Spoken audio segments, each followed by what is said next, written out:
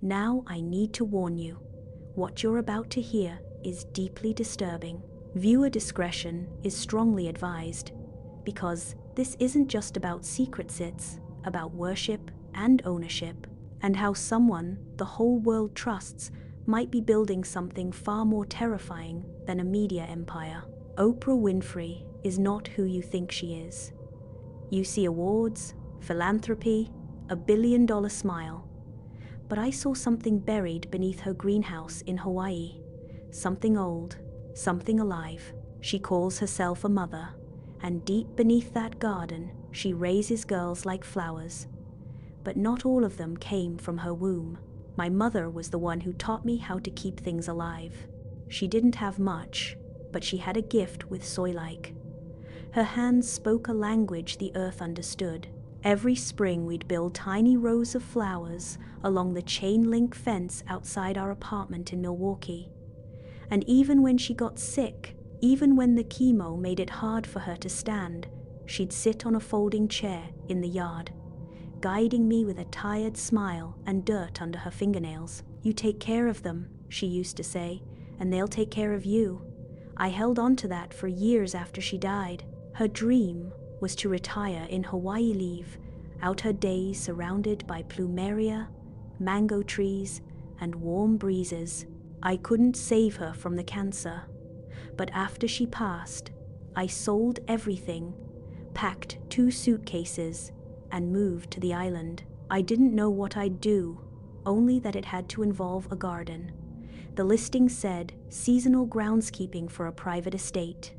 Nothing else, no photos, no address, but the pay was triple the average, and the contract included room and board. I was desperate, so I applied. 2 weeks later, I was flown out, blindfolded during the drive from the airport, and dropped off at a private compound tucked deep into the hills. When I asked who I'd be working for, the driver just smiled. "You'll see." I was led down a gravel path, past fountains and orchids I'd only ever seen in textbooks. Everything was polished, quiet, humming with a kind of unnatural stillness you only get around rich people who've built their own world. Then a woman approached me. Not Oprah, not yet. Her assistant. She didn't shake my hand, didn't ask how my flight was. Just handed me a clipboard with an NDA and said, "Ms. Winfrey doesn't like to be bothered. She doesn't need help. You'll stay out of her way unless she asks for something directly. Do you understand?" I nodded, swallowing the lump in my throat. This isn't something you talk about. No posts, no photos, no calling your friends to brag. Most people don't even know she lives here. Let's keep it that way. The whole thing felt clinical, like I'd joined a program. But I told myself it was just formality-rich people stuff. I signed the NDA, took my keys, and moved into the staff quarters near the back of the estate. That night, I lay in bed, thinking about my mother. How proud she would have been. I didn't know it yet, but that greenhouse she always dreamed of, I was about to step into it. And it was nothing like either of us imagined. The first few nights were quiet.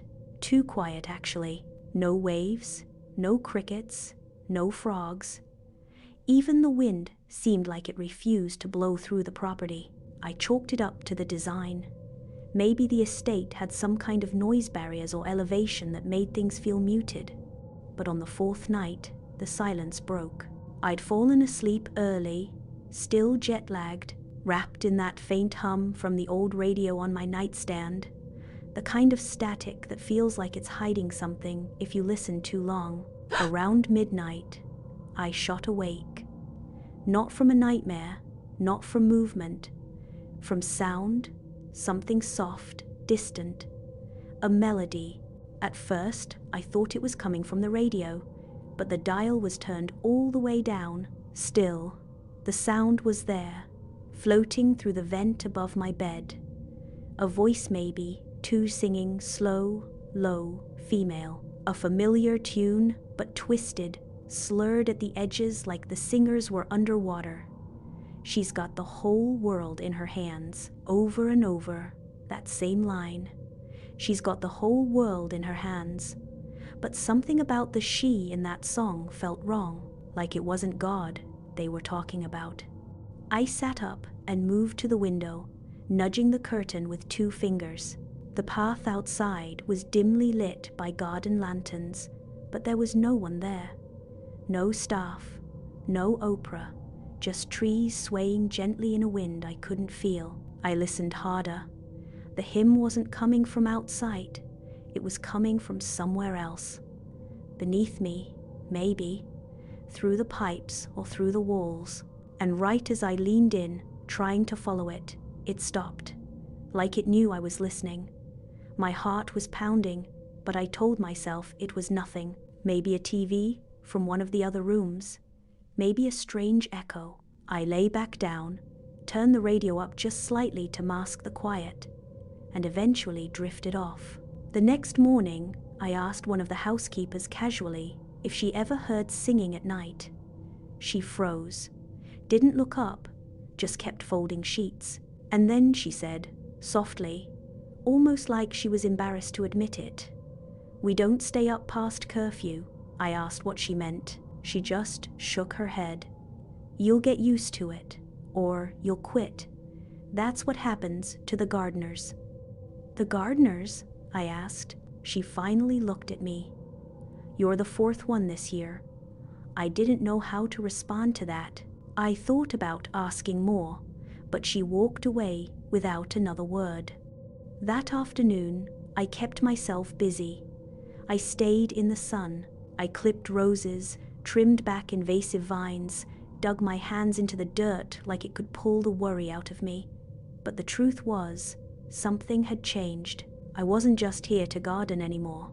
I was starting to feel like I'd been planted here, and something else was waiting to see if I'd bloom or rot. I figured I'd shake it off. I told myself the singing was just the island playing tricks on me, that maybe the quiet here was too quiet and my brain was trying to fill in the space with ghosts.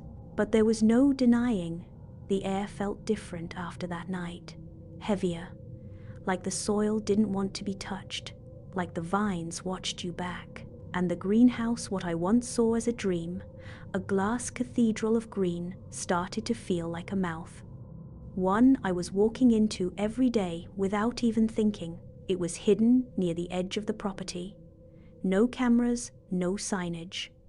A long stone path curved toward it, flanked by red ginger and ornamental palms. The door was always unlocked, but never open. The assistant never mentioned it in my orientation. It was as if I was supposed to find it on my own. On the 5th day, I entered for the first time. The air inside was thick, humid beyond normal, the kind of humidity that doesn't just cling to your skin, but soaks into your bones. It smelled of mint, orchid, mildew, and something sweeter like fruit turned just slightly rotten. Strange, twisted vines stretched overhead, like ceiling ribs. Hanging moss dripped from corners I couldn't see. And the plants, they were gorgeous. Unnatural, black orchids that shimmered violet under the grow lights. White lilies with petals so thin they looked like stretched skin. And in the center, a wooden bench, worn, used, facing a tall patch of moonflowers. I told myself to focus. I was here to prune, water, and fertilize. I started working, moving down the rows, checking root beds and mist levels. I remember kneeling to untangle a hose beneath a shelf of ferns when I felt it. Not sound, not motion, presence. Cold and heavy. I stood slowly, turned, and she was there. Oprah, standing at the end of the aisle, arms slightly raised like she was reaching for something or waiting to be embraced. Her eyes locked on mine wide, hollow, but it wasn't her eyes that froze me. It was her mouth. It hung slightly open, like she had started to speak but forgotten how. And even from 20 feet away, I could hear her breathing slow, measured but too loud, like something playing the sound of a human breath through a broken speaker. Neither of us moved. My heart was beating so hard I thought I might collapse. Then, without a word, she slowly tilted her head to the left. Not curiously, not warmly, like a puppet whose strings had been gently pulled the wrong way. And then she smiled, wide, too wide, lips stretching until the corners of her mouth looked like they might split. I backed away, careful, quiet. She didn't move, just stood there, arms still open, like she was waiting for me to come closer, or to beg. I didn't wait to find out. I turned and left the greenhouse, walking backward until I reached the door. I closed it gently. The moment the latch clicked, I collapsed onto the gravel path outside and vomited into a bed of elephant ears. I don't know how long I sat there, but I remember looking at my hand still shaking, dirt under the nails, and wondering, what the hell did I just see? Not, what did I imagine? Not, what did I think I saw? I knew what I saw. The question was why I saw it, and what was waiting for me the next time I went back in. That night, I couldn't sleep, not after what I saw in the greenhouse. Every time I closed my eyes, I saw her arms outstretched, that unnatural smile, the way her head tilted, like she wasn't alive but wearing life. I laid there under the thin blanket in my staff quarters, heart racing at nothing. I thought about leaving, just grabbing my stuff and disappearing into the hills. But then what? No paycheck, no flight home, no explanation. Around 1:00 a.m., I finally drifted off. Not for long. Something woke me. At first, it was faint, muffled voices, urgency, movement outside my window. I sat up in bed and held my breath. "Let's go. Move." A man's voice, stern, commanding. Then another voice, softer, younger, crying. A child. Then another. Whispers overlapping, like echoes from the bottom of a well. "Where's my blanket? Mama, I'm cold." I got up, tiptoed to the window, and gently nudged the curtain aside. Flashlights bobbed across the backyard path. 2 security guards walked with purpose, heads swiveling like they were herding something. And in the shadows behind them, girls, pre-teen, barefoot, hair tangled, gowns glowing faintly in the moonlight, like they were sewn from old sheets. Maybe 6 of them, maybe more. They didn't look scared, just hollow, like something had scooped out what was human and left the shell. One of them looked up, straight toward my window. Not startled, not pleading, just watching. Behind them, down near the greenhouse, a figure moved in a slow circle, arms folded behind her back, head down, humming. Oprah. Same song, that hymn again. She's got the whole world in her hands. But the words didn't feel like comfort this time. They felt like possession, ownership. The girls followed the guards around the bend and out of sight. The humming faded. I stayed frozen at the window long after the last flashlight disappeared. I didn't know if I was witnessing something spiritual or criminal or both. All I knew was it wasn't right. None of it was. And yet I stayed. Maybe because I was broke. Maybe because I was terrified. Or maybe because something inside me had already taken root in that garden, and the deeper I got, the harder it became to pull myself out. I didn't plan to speak to her after what I saw, after what I heard. I was going to keep my head down, get through the week, and leave. But something about that night wouldn't leave me alone. The girls, the guards, the humming, the way one of them looked straight at my window like she knew I was there. I needed answers, or maybe I needed proof that I hadn't lost my mind. So when I saw Oprah the next afternoon, standing alone near the greenhouse, I didn't walk away like I was supposed to. I approached. My hands were shaking, but I forced a smile. "I saw you out here the other night in the dark," I said. "Just wondering how you can see anything in there after sunset." It's so dim." She didn't look at me at first. She was pruning a stem, slowly, deliberately. But then she turned. Her expression was neutral, soft even. Her voice came out calm, too calm. "The dark doesn't bother me." I nodded awkwardly. It seemed kind of late to be working," I added. She stared through me. Not at me, through me. "Time doesn't matter when you're tending to what matters," she said. Then she walked a few steps past me. I thought that was it, that she was done. But just as I turned to go, she spoke again. "Do you know what they said about the first woman?" I froze. "They said she disobeyed, that she reached too far, that she ruined everything." Her voice dropped as she spoke, like someone tuning an old radio just a hair off station. "But that was never the truth. The truth," she continued, "is that she remembered. She remembered what came before. The garden was hers long before the man was named. The soil knew her scent.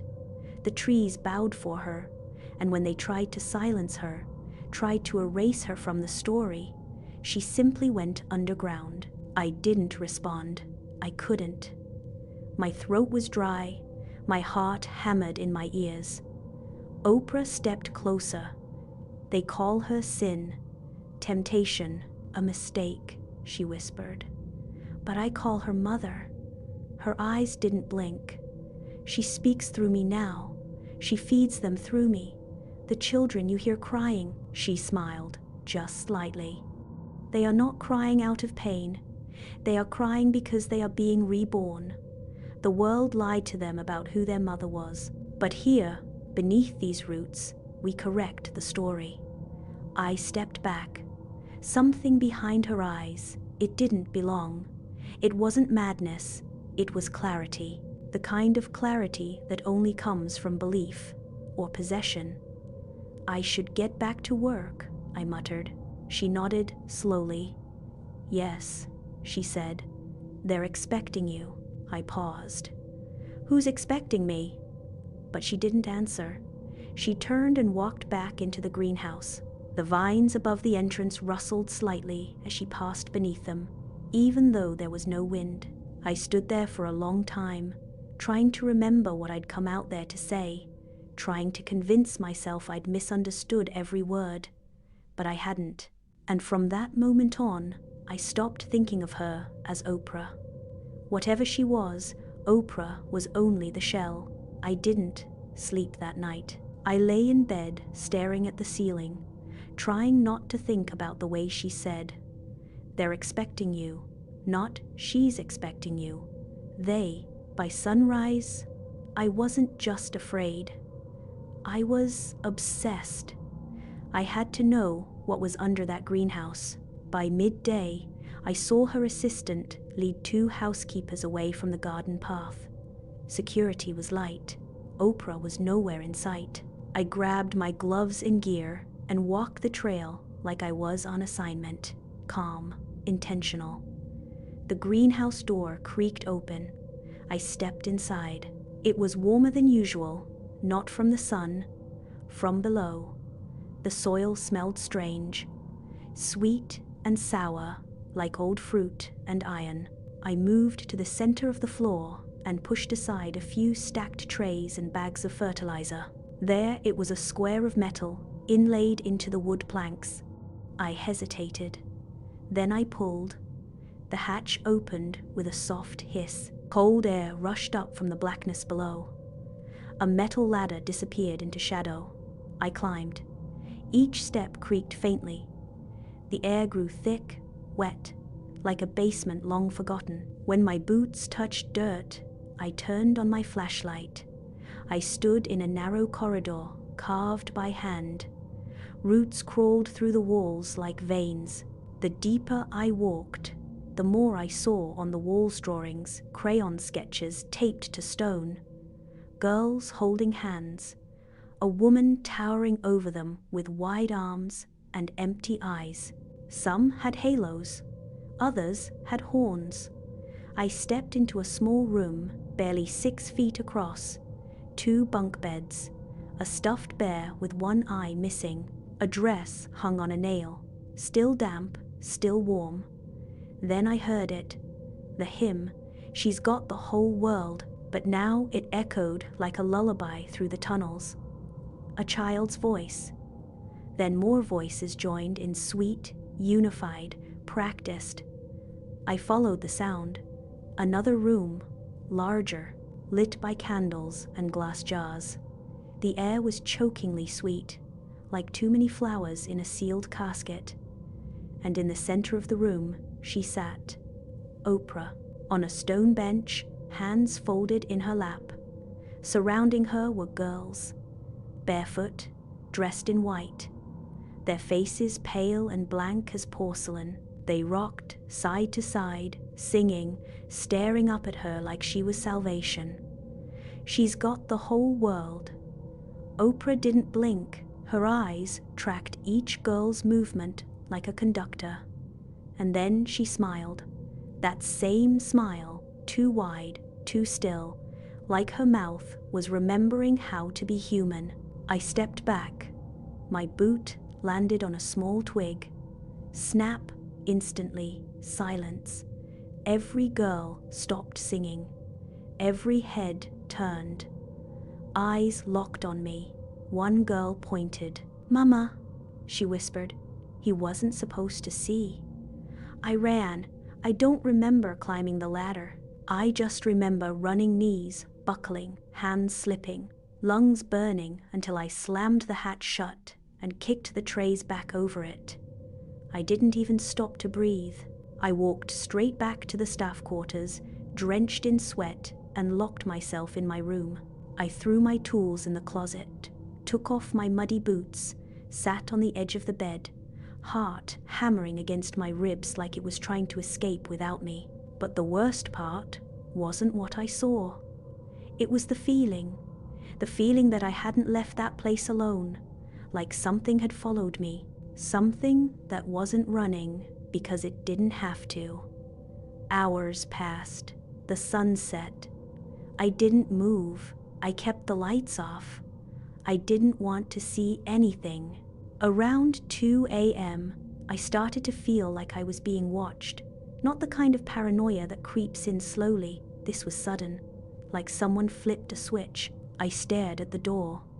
Nothing. But the air shifted. Heavy, wet, still. Then footsteps, slow, heavy, approaching from the hallway. The rhythm didn't match a staff member. This was something deliberate, something wrong. They stopped right outside my door. Then the doorknob turned, just slightly, a test. My breath caught in my throat. I didn't move, didn't blink. I wanted to scream, but I didn't know if I could. Then came the sound.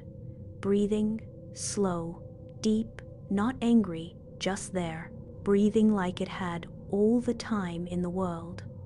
Like it had done this before. The handle jiggled again, then stopped. The breathing didn't. It stayed right outside my door for minutes, maybe hours. I curled under my blanket and clenched my eyes shut like I was 5 years old again. But even under the covers, I could feel it, the pressure, the presence. At some point, I must have blacked out. Not from sleep, but fear, because when I opened my eyes, the room was quiet again. The door was still shut, and on the floor, just inside the threshold, soil. Just a few scattered bits, damp, black, fresh from the greenhouse. I didn't wait for morning. As soon as the sun scraped across the horizon, I packed my bag. No folding, no organizing. I just shoved everything into a duffel and walked straight to the estate office. The assistant was already there, waiting. She didn't look surprised. "You're leaving," she said. I nodded, could barely make eye contact. "No notice. I can't stay here." She clicked her pen, jotted something on a form, and slid a folder across the desk. "5th one this year." She didn't say it with concern. She said it like someone ticking off an item on a grocery list. Exit through the east path, she added. Transportation will meet you there. I walked out with the same duffel I arrived in. Same shoes, same bag, but I wasn't the same. Something had changed in me, like I'd been pulled just a little too close to something ancient, and now its breath lived in my lungs. I followed the gravel path past the edge of the estate, where the foliage grew thicker and the sun hit just a little colder. Then I heard voices. I stopped at a clearing just before the exit gate and froze. A group of girls, maybe 10, maybe 12, stood in single file, dressed in matching school uniforms, light blue skirts, white button-ups, black shoes. All of them preteen, all of them expressionless, like mannequins that had learned to blink but not to feel. A large white bus waited beside them, no markings, no windows in the back. One by one, they climbed on board. No talking, no laughing, just silence. As the last girl stepped on, she turned her head ever so slightly and looked right at me. Her face didn't move, her eyes didn't blink, but I swear, in that moment, I could feel her saying something to me, or maybe warning me. The door closed. The bus rolled forward, crunching gravel beneath thick rubber tires, and disappeared around the bend. I didn't move for a while. I don't know how long. Eventually, another black SUV pulled up, same as when I arrived. Same driver, no eye contact, no questions. I got in. As we passed the greenhouse one last time, I looked out the tinted window. Oprah stood inside, one hand pressed against the glass, staring, not waving, not smiling, just watching, like a gardener admiring something she planted and was waiting to grow. I didn't look back again. I left the island that same day, cancelled my lease, deleted my social accounts. I told everyone I needed a break, but the truth was I needed distance. As far away from that place as possible. I thought I was done. But then, 3 months later, a small envelope arrived at my new apartment. No return address.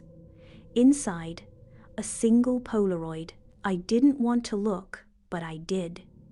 It was me, standing in that underground room, surrounded by the girls, all of them staring at the camera, one of them smiling, and Oprah seated behind me, her hand on my shoulder. I don't remember that moment. I don't remember the photo being taken, but I remember what I felt. And now I know I never really left. Not all roots stay buried, and as long as she's alive, I'm not free. If you've made it this far, thank you for listening. If any of this sounds familiar, if you've worked for someone powerful, if you've seen things you can't explain, if you've felt that presence following you home, drop your story in the comments below. Sometimes the only way out is through, and sometimes we need to know we're not alone. Until next time, keep your gardens clean and your roots shallow. You never know what's growing underneath.